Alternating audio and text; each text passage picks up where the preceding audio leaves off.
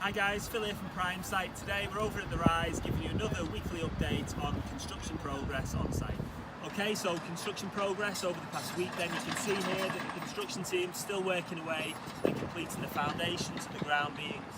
We've now taken delivery of the pipe runs and the reinforced rings that form the drainage network, and we've also taken delivery of 20 tonnes worth of pipe bedding.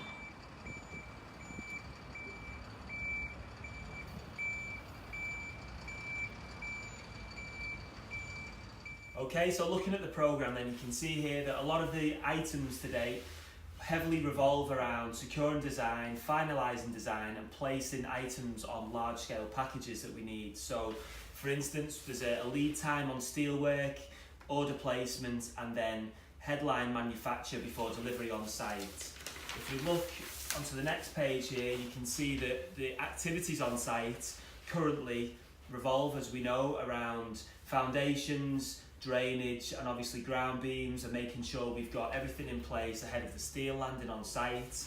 Week commencing the 17th of September, so we're expecting the steelwork to land at that point. So that'll come in one main batch, and we start with the crane erecting the steel, and that'll take us through to the 29th of November this year.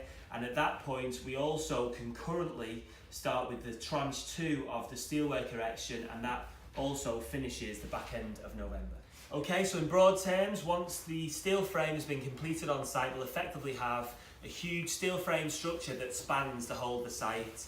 It will then be the construction team's focus to make sure we segregate at each level to form the 5 floors of the building. Okay, so once we've effectively segregated each level from ground to level 5, we'll then concentrate on wrapping the building with the brick and the blockwork and the internal insulation to form the perimeter skin. And at that point, once we've completed the roof with windows and doors in, we'll be wind and watertight at that point.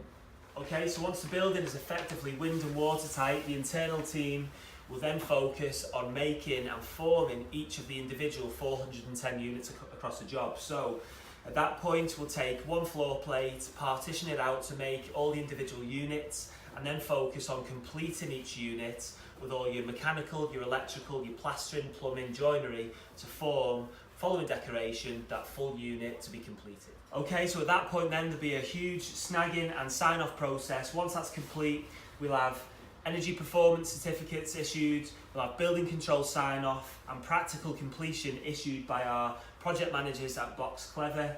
We'll then effectively hand over the building to ourselves, and we can then deem the building habitable. Okay, so I hope you enjoyed that brief walk through the construction programme here down at The Rise. City centre, Liverpool location.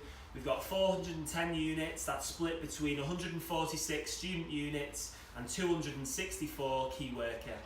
So join us down here next week for a further update on construction progress, and we'll see you then and show you what we're getting up to over the past week.